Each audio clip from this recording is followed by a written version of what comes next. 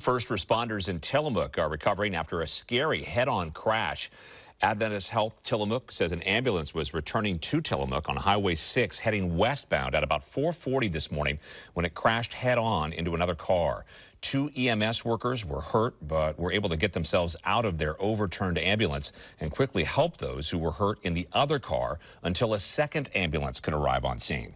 The other people in the car were then taken to the hospital with minor injuries.